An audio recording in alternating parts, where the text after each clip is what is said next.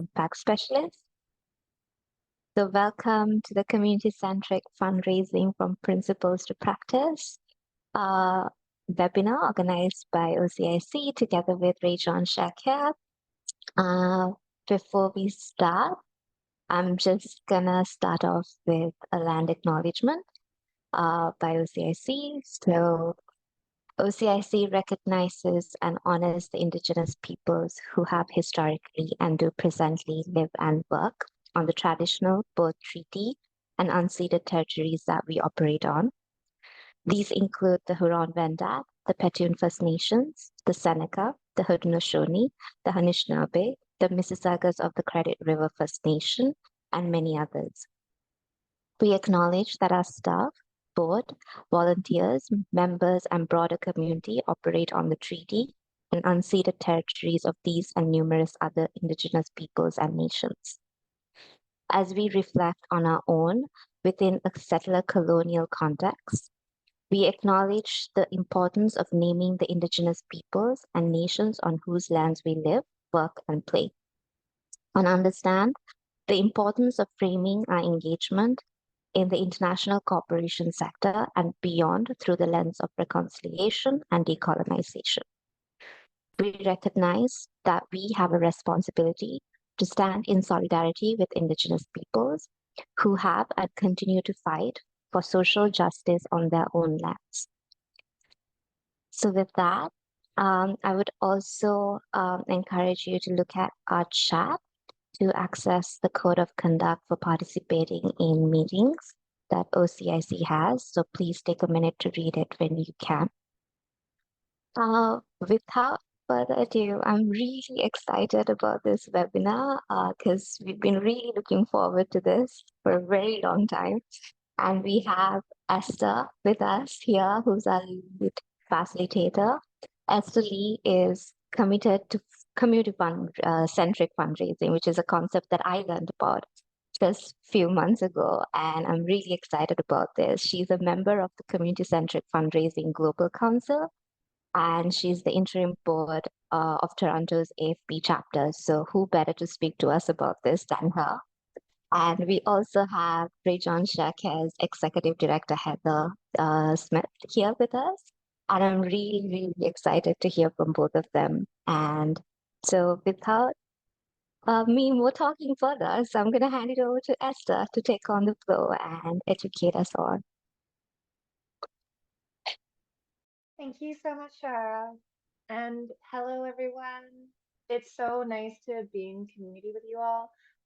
Thank you so much for attending and sharing space to talk about equity and justice and how it applies to the nonprofit sector. So let's start. Just move. Shara did such a good job of introing me, so I'm not going to go through it too much. But yes, I am part of the Community-Centric Fundraising Global Council. I am currently an interim board member of AFP GTC.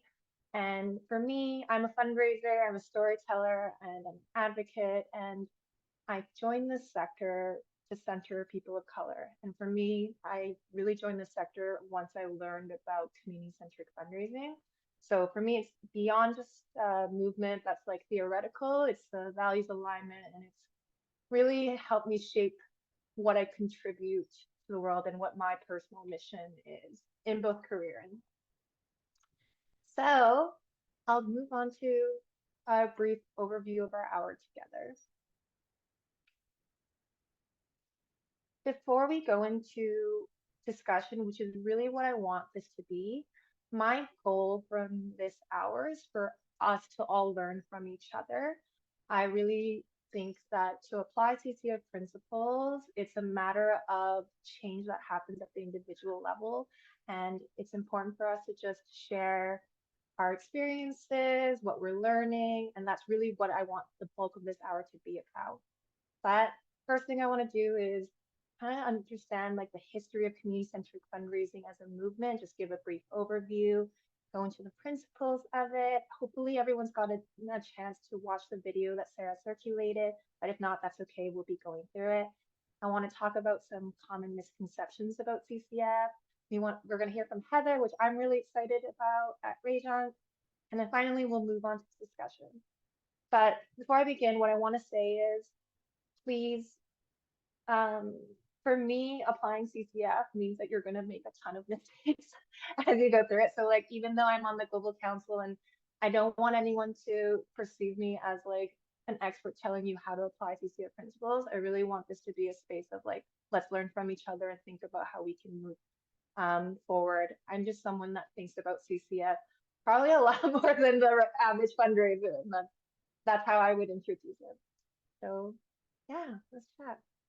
It, so let's chat about the shift from traditional to fundraising, traditional philanthropy or fundraising to community-centric fundraising.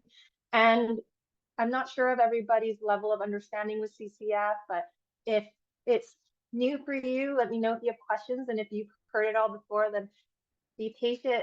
It's so exciting for me to think about too. So for me, when we talk about community-centric fundraising, it's really important to distinguish philanthropic sector versus philanthropy. Like for me, philanthropy is something that's a human instinct to want to care for your community, to support each other. But what I'm talking about right now is really the start of the nonprofit industrial complex and the philanthropic sector as a whole.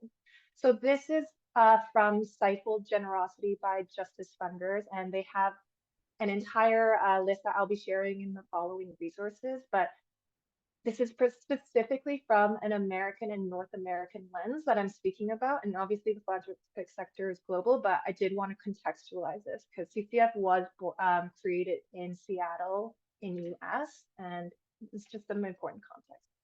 So in 1913, Revenue Act established an income tax on the highest incomes in America. And at the same time, institutions organized and operate exclusively for religious, charitable, scientific, or educational purposes were exempted from paying federal income tax. And this act formally started the era in which tax policy regulated philanthropic activities and incentivized giving.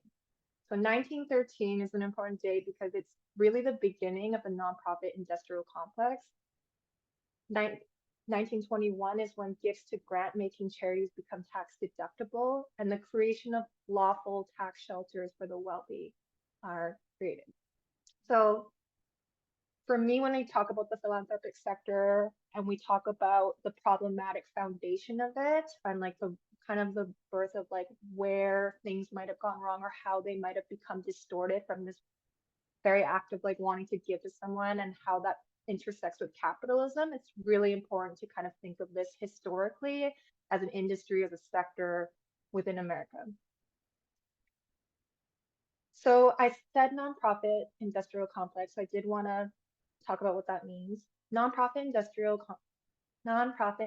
complex framework argues that essentially that nonprofits function as a form of soft social control to placate the masses and maintain order.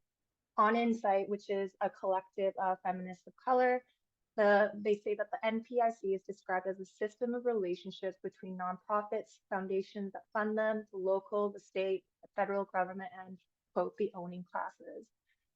Basically, it's an argument that it's an ecosystem designed to not actually address the issues we're trying to solve, but instead kind of perform to do it and maintain the existing powers.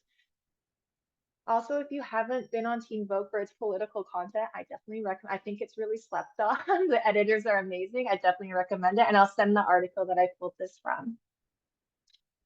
So, in the U.S. alone, philanthropy is a $427 billion industry, of which 68% of that comes from individual donors. So when we talk, you might have heard the term donor-centered fundraising, which is the kind of the fundraising model of let's make sure to center the donor, like they're really collaborating with us in what we need. If you think about how much wealth and power individual donors have, and if charities are beholden to them to operate their programs and services according to individuals, you can kind of see how it's the distribution of power within nonprofit sector is not even. And I know as people in nonprofit, we love to say like we're the third biggest like sector, we're the third sector, we're the third industry, and it is amazing. But then you also have to think about as a sector, how much power do we leverage when we're addressing critical needs of the community?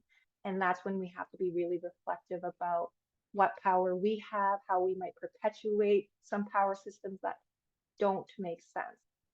So the, considering that 68% of 427 billion in the US alone comes from individual donors, it's strange that the practices, theories, foundation of modern philanthropy and fundraising often ignore the ways in which the industry perpetuates the very injustices the nonprofit sector wishes to end. The complicated relationship between individuals, the state, nonprofit orgs, the lack of critical reflection in the ways that they intersect, it's resulted us in centering the individual donor and their needs rather than what the community we serve needs.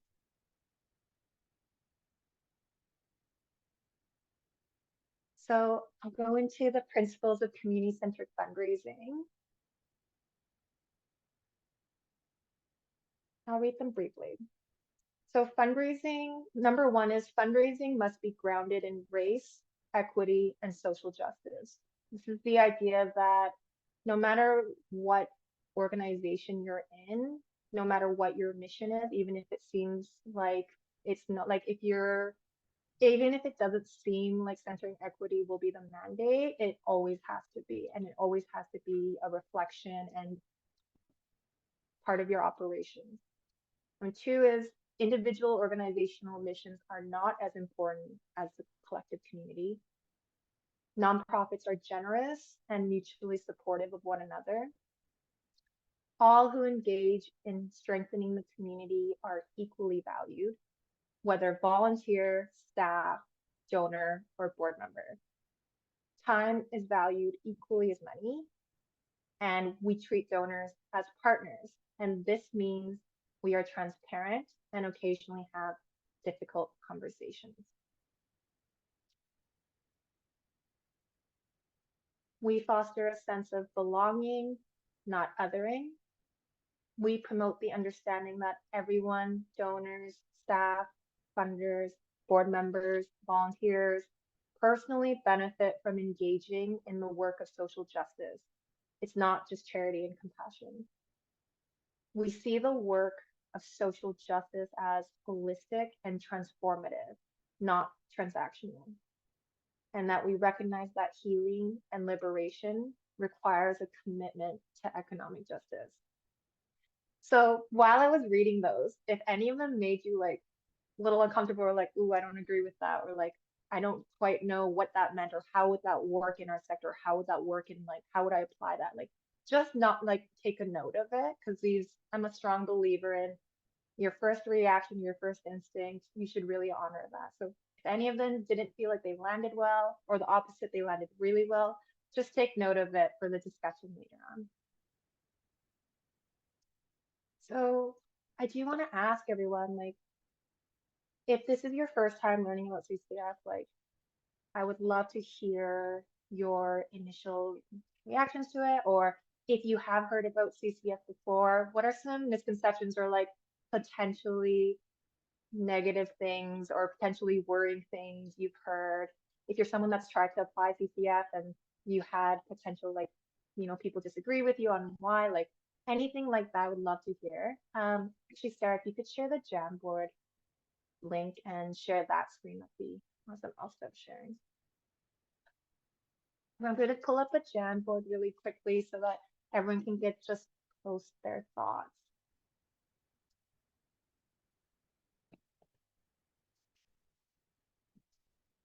Thank you.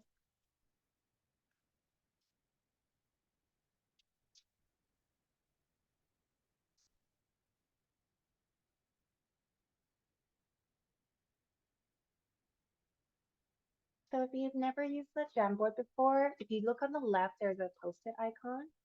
And if you press it, you'll be able to, it'll pull up a post-it and you can type and it'll just post it. Exactly. Thank you, Sarah. So I'm just going to give some time for people to put in them thoughts. And honestly, just share anything and everything because, you know, if you're trying to shift fundraising practices, you're going to get some arguments or people that ask you how it's going to work, why it's going to work, etc. So take some time.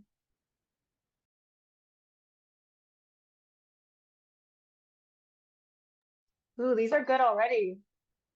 I'm just going to read them aloud while people are putting it in.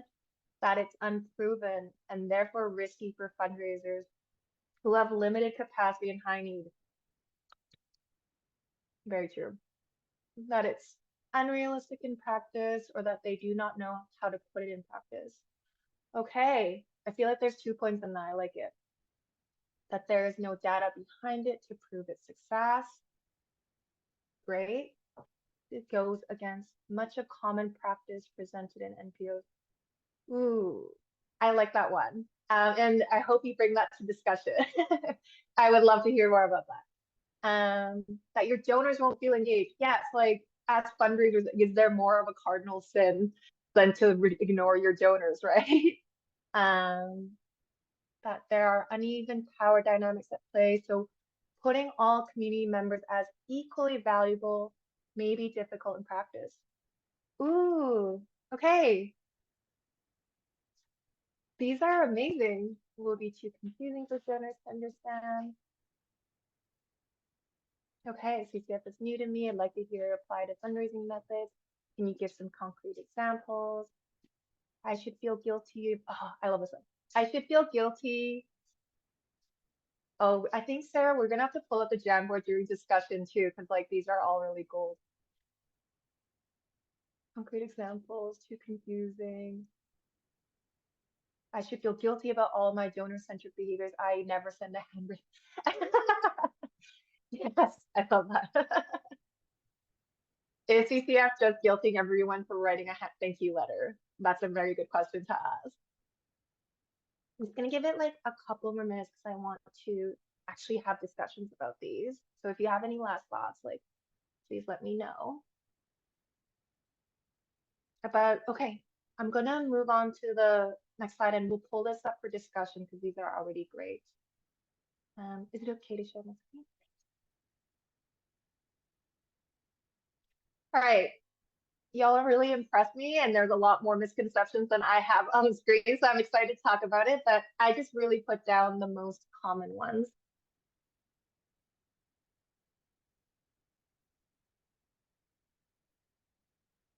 One, you can't raise money following these principles. There's an idea that if you follow CCF, then you're at risk of losing revenue, that you can't put it into practice, that it's against everything that we've been taught as fundraisers. So how can this possibly work? Second one is that following CCF principles means you ignore the donor completely, like you just disregard them. CCF means you hate donors or you don't appreciate them. Like they're not going to receive a thank you letter because they should just be grateful that we're here. That's a misconception. So I really want to leave in discussion, but I'll talk about these misconceptions from a personal anecdote because they're obviously very different. You can't raise money following these principles. Anecdotally, for me, when I was fundraising for a women's shelter, we actually hit our highest revenues following these principles, and we did it in a way that was really aligned with our values. But something that I actually talked to Heather about this as well. Something that I think people have to understand when you're centering equity and justice, it's always a risk. There's always a risk of possibly feeling like you're alienating your community, like your donor, like say you're talking about it, like they might feel uncomfortable, they don't want to have this topic. Even when you go to a board member, your board to be like, hey, I want to try and apply these principles, it might there too, like there's always a risk when you center equity and justice, and that risk can translate to revenue. I personally have had great success, but I don't actually like putting forward the value proposition of CCF as you're going to raise more money because that's not the value proposition. The value proposition is that you're going to create a community that honors people's autonomy and power in a way that, and how do you really value that? If you create a community that understands your mission, your organization, and wants to support the community you serve, that's for me is priceless. But the idea that you can't raise money following these principles, I know so many CCF fundraisers that have a similar story as me. Obviously, it's all going to be anecdotal, but yeah, the value proposition is not the money, and the risk is always going to be there. CCF, following CCF principles means you ignore the donor completely. I actually think CCF does the opposite. I think CCF, if you apply CCF principles directly to your donors, it really means that you're treating them as you are smart enough to know that these systems are at play, and you are smart enough to know that like this sector is founded on incredibly problematic foundation. And let's try and work through this together. I think in a way, like sometimes my criticism of donor-centered fundraising, where you're just like, you are the reason that these people can like change their life, or the reason they're so amazing, etc. Like it's just, for me, it feels a little bit like you don't think that you don't trust them enough to have a hard discussion with them. Like that's kind of how I view it. It means that you're really bringing in the donor. Like for example, one of my favorite stories is I was actually talking to a foundation, someone that has a family foundation, and they just asked me the usual question that funders do, where they say, "What do you need?" And I said, "I'm going to be so honest with you.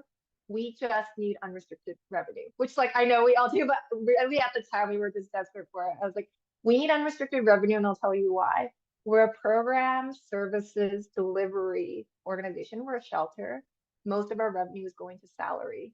Most of our revenue is going to benefits and sick days, and that's a big chunk of our overhead.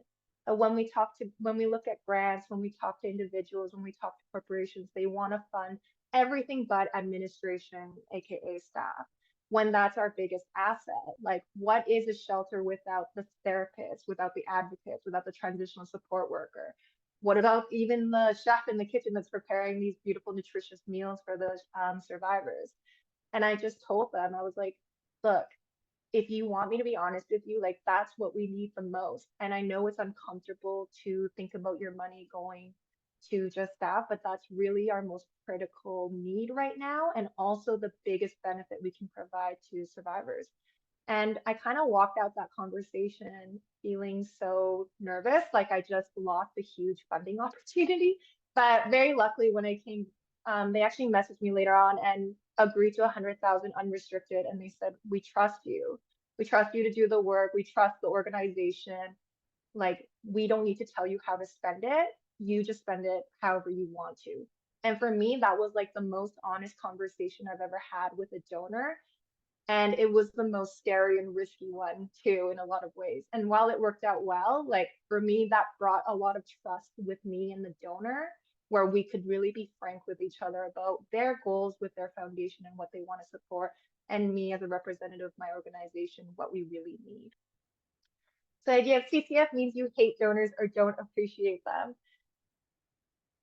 Yeah. I think, like I said, I think that when you're doing a CCF framework, it means that you're really inviting them to participate in addressing the mission at hand. Like, what are we trying to do here? Like, if we're trying to, like say, we'll use the shelter example. If we're trying to support survivors, like, then I want to have an honest discussion with you about what actually we need as an organization to best support them with our expertise, our staff, our history.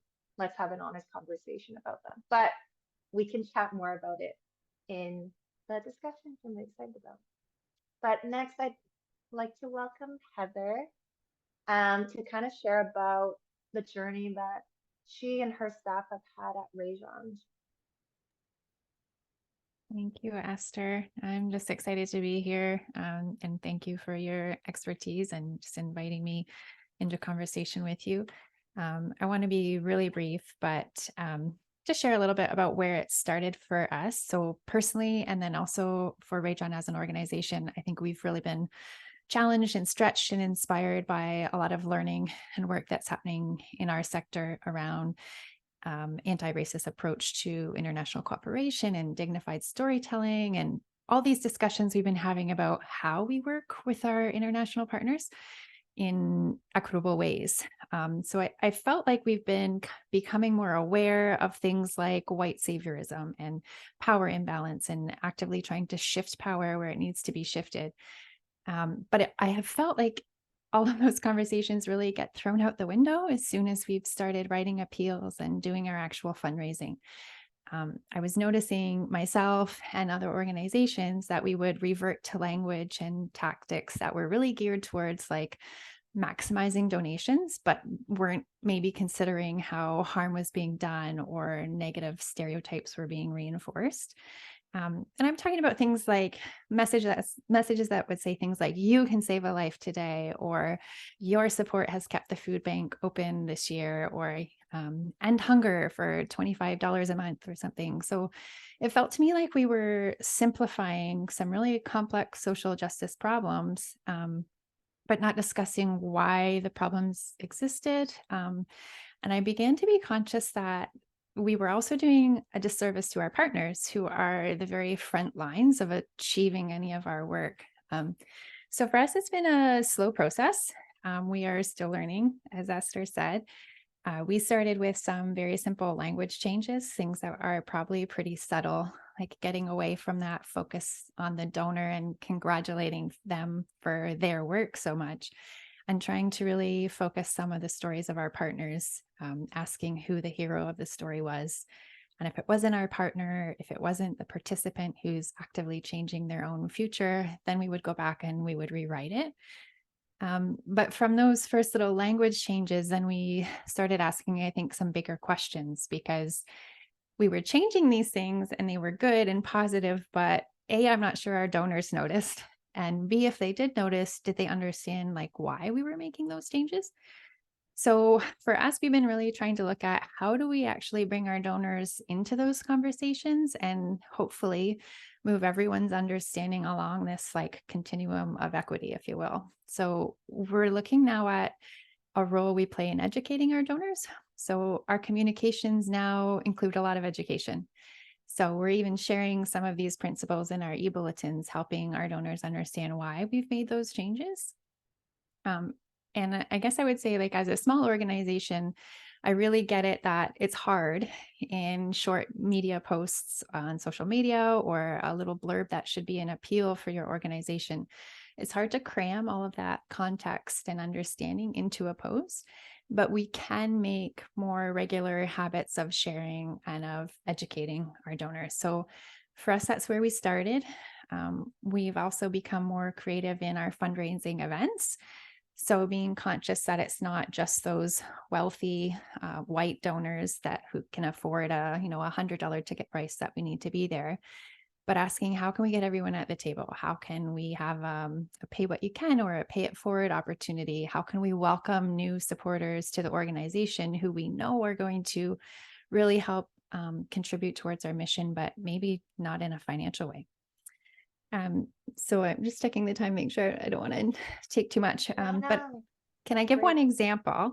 Is that okay? Yeah. Okay. Yeah. So this past weekend, just as an example of one of our specific communications, this past weekend, some of our volunteers organized a curling event. This is a fundraiser that they have done for several years, and proceeds from the event always support the same elementary school that's in rural Haiti.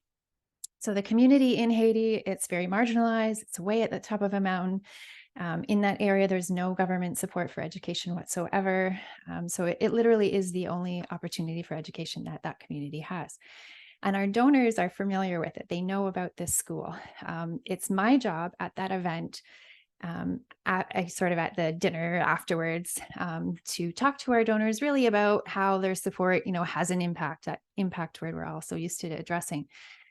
And I was thinking about it and preparing for that little speech, thinking, it would be so easy for me to be sharing more pictures of the beautiful, smiling, happy children at that school, to be talking about how our donors, by participating in our curling event, have, fostered their bright young minds or paving the way for the future of Haiti, that sort of thing. But it didn't feel right. And it felt like it would be completely eliminating the bigger context, which is how are those children and their families and the teachers contributing to the success of their own community? How are they keeping the school open?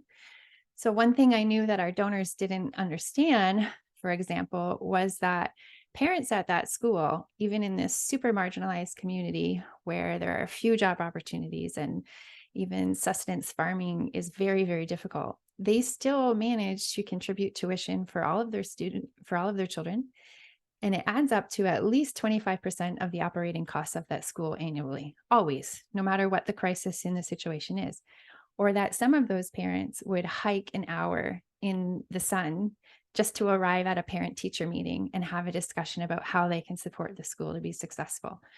So at this event here in Canada, I just changed the narrative about what I talked about, what that school looks like, why it's successful, and who is doing that work. So the conversation, what I was saying to our donors became, thank you for standing in solidarity with the parents, with the teachers in that community. So very different narrative. And it was really interesting to watch the reaction of the donors as they kind of got this bigger understanding of what the school was about, how it functioned, and how they might play a small role in assisting it, but not in terms of, because of your support, the school is staying open. So it was a different conversation, which led to some interesting questions from the donors, but I hope was a positive shift. So that's my example, Esther. I'm going to turn it back to you. Can I actually ask you a question? Yeah.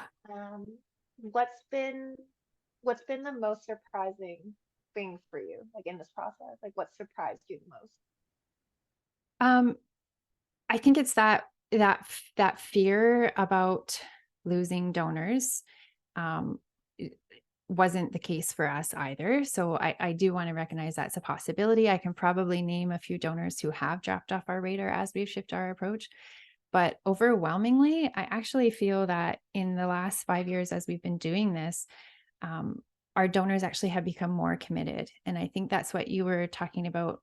We're still building relationships with them, but they are now have a broader understanding of what we're doing and why. And I think that it's true that their trust has actually grown. So I guess it's just surprised me that people, when this sort of thing is explained to them, when we share that piece of education, how the majority of them are very receptive to it. Thank you so much. I love everything you shared, and even like just verbalizing the fears. Like I think that's so important for us, especially as fundraisers, when you feel like your value is intrinsically tied to a dollar amount. I mean, we just finished Giving Tuesday, right? When you feel like you have the whole weight of like operations costs and like expanding your organization or keeping it afloat or et cetera, like it feels so hard to talk about it because you just feel like at some points like it's all on your shoulders to make sure revenue's coming in because you're usually the only fundraiser if you're at a small nonprofit. And I think the more we share these anxieties and like these nerves, the more we can kind of address and start to try and imagine alternatives to the way the system currently is. So thank you so much, Heather, for sharing all of that. Okay, this is the part that I've personally been waiting for.